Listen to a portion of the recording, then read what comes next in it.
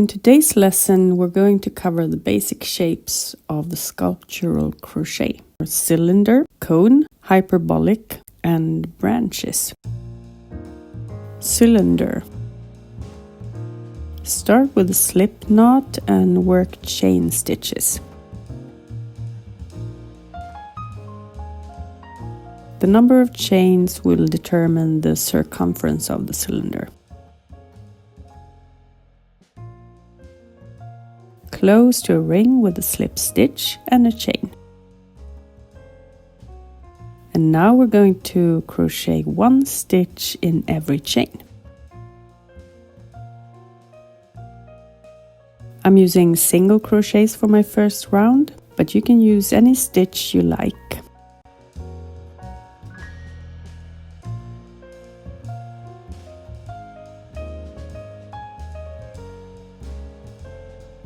Finish the round with a slip stitch and one chain. And if you're using longer stitches, such as double crochets, you will have to create 2 more chain stitches to substitute the first double crochet in the second round. I'm using half double crochet for the rest of this project, but you can use any stitch you want. With longer stitches, such as double crochets, the work will build faster, but it will not get as sturdy as if you're using single crochets, for example. And now I'm just going to crochet around and around until I get the height that I want. And you can make the cylinder as long as you want. This is an example of a plain sculptural element that you can use in your freeform crochet projects, which doesn't include any increases or decreases. And here's how it looks when it's finished. And let's head over to the next one, which is the cone shape. Cone. Start with a slip knot and work as many chains as you want the base of the cone to be. I'm just doing a couple of chain stitches here to demonstrate, but if you want to create a bigger sculpture, you can do so by adding more chain stitches.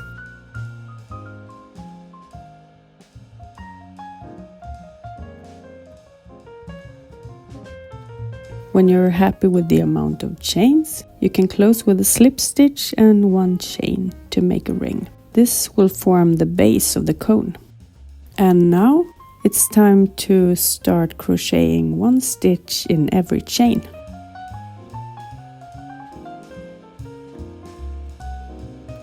I'm choosing to work single crochets for this first round, but you can use any stitch you want.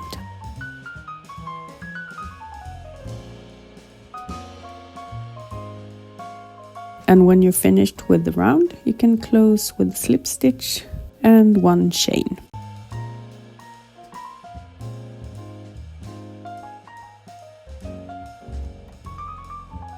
Now it's time to start decreasing.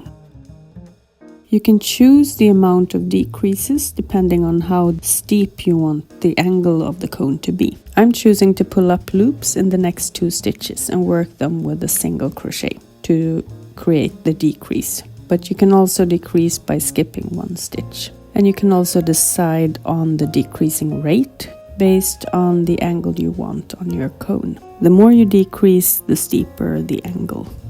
For this example, I'm working 3 plain stitches in between the decreases on the first round. And I'm closing the round with 1 slip stitch and 1 chain. Now you can start reducing the amount of plain stitches that you have in between your decreases. So in my case, I had 3 plain stitches in between my decreases. So this round I'm going to do 2 plain stitches and then decrease. And if you want, you can experiment with slowing down the decreasing pace by crocheting 1 plain round in between the decrease rounds.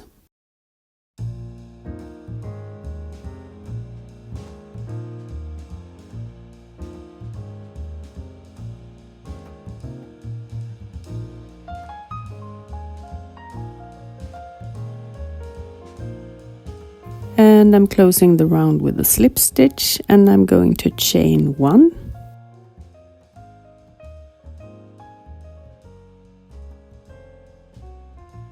Now you can start to see the work will start to form a cone. And I'm just going to continue until I have no stitches left.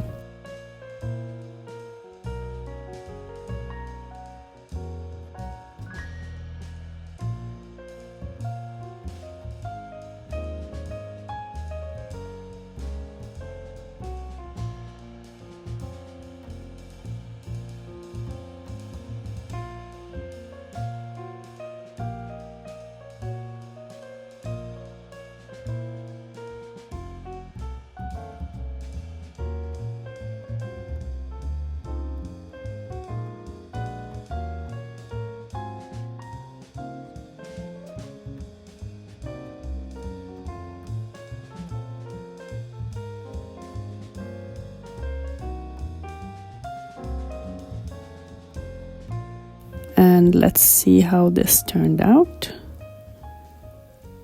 And here is the cone shape. Hyperbolic. So for the hyperbolic technique, I'm going to start with a ring of chains and crochet one round without any increases or decreases. For this example, we're going to crochet a couple of plain rounds at first, similar to the cylinder shape we made earlier. But you can start with a circle or something else if you want. Now it's time to start experimenting with increases, which is the foundation of hyperbolic crochet. You can choose to increase in every stitch or every other stitch, etc. Also experiment with different kinds of stitches. This will also impact the curvature of your work. After a few rounds, you can start to see the surface expand. The more you increase, the more the surface will expand and morph into exciting shapes. The surface will expand differently depending on your rate of increase. So if you increase every stitch, the surface will expand quite rapidly, and if you choose to increase, let's say, every third stitch, it won't increase as fast. And now you can start to use the extra surface that you have created for all kinds of other experiments.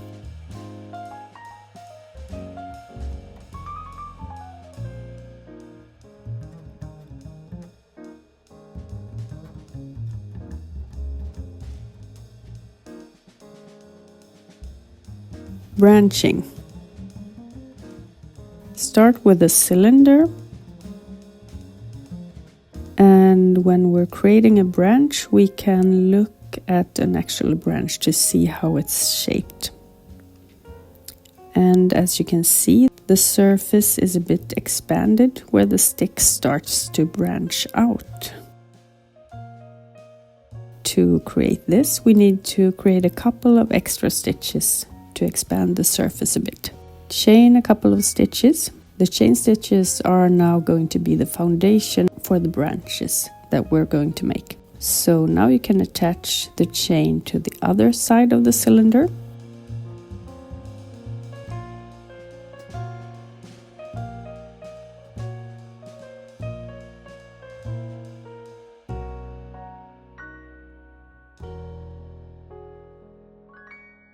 And now you have two foundations where you're going to crochet the branches.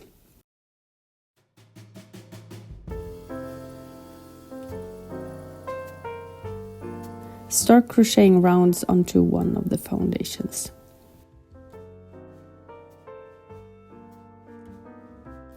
And soon enough, you'll start to see your first branch.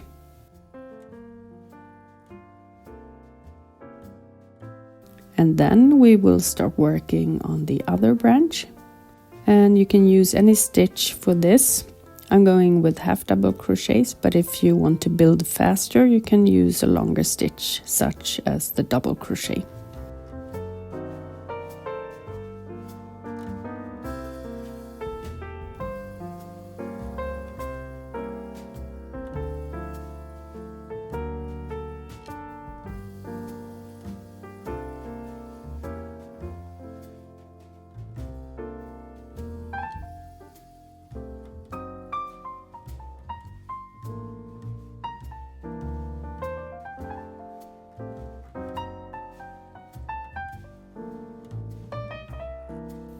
Okay, now I'm going to start increasing.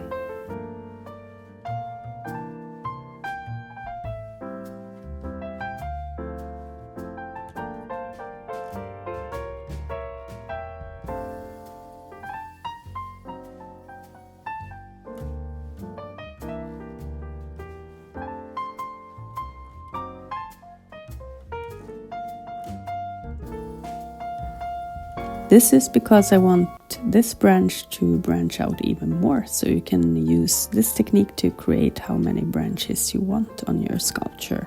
You can just repeat the process of crocheting a couple of chains and attaching them to the other side. This is a fun way to start experimenting with sculptural crochet because you decide when it's finished. It doesn't have a pattern, so you can just create as you go along.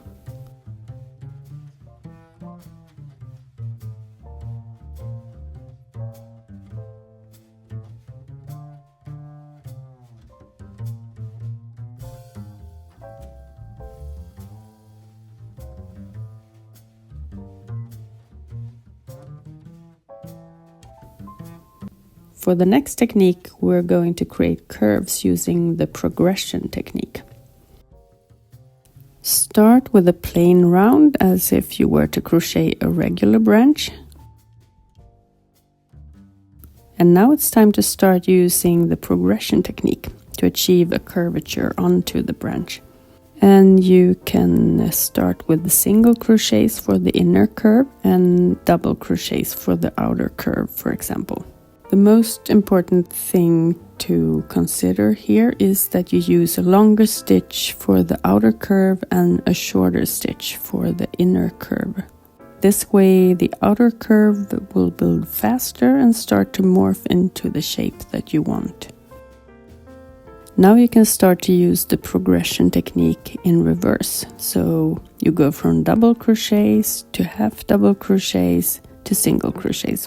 And for every round you alternate the height of the stitch, so you go with longer stitches for the outer curve and shorter stitches for the inner curve.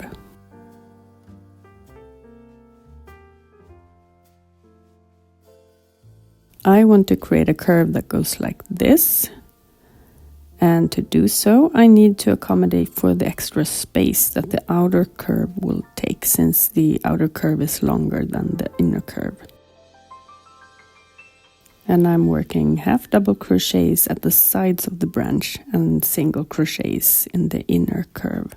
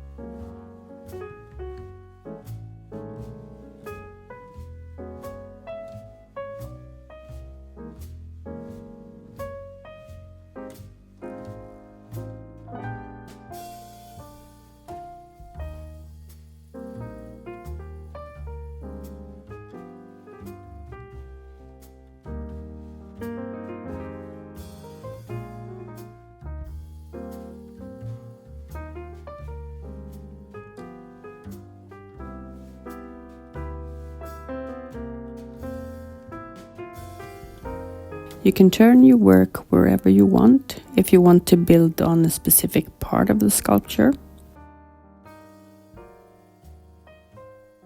You can turn your work and start with the progression technique from there and let the inner curve rest for a couple of rows. This way the work will curve quite quickly and you can have total control over the sculpture.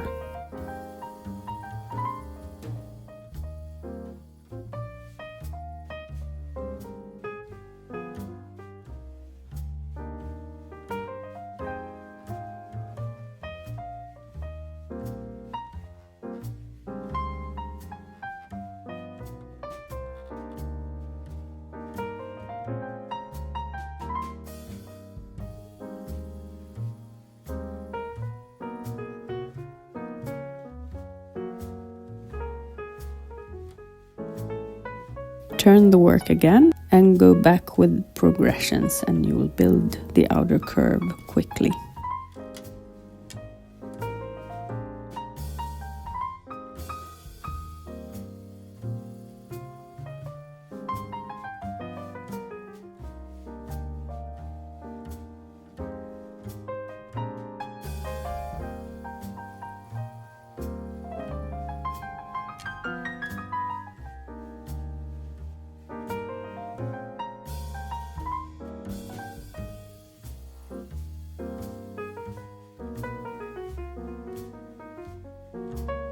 Add branches to your existing work. Another way to create sculptural elements onto your work is to use slip stitches or single crochets to create a circle or some other shape onto your existing work.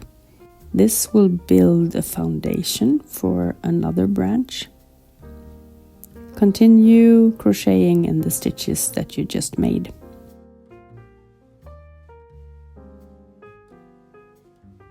This is a technique that you can use for all sorts of sculptural crochet.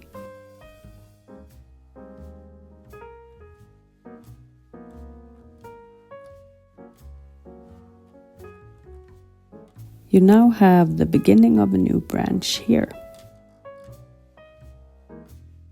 And now you can use the progression technique to decide at which direction you want the branch to go. So to recap, the outer curve always has longer stitches and the inner curve has shorter stitches. This way the outer curve builds faster than the inner curve and you can create the desired shape.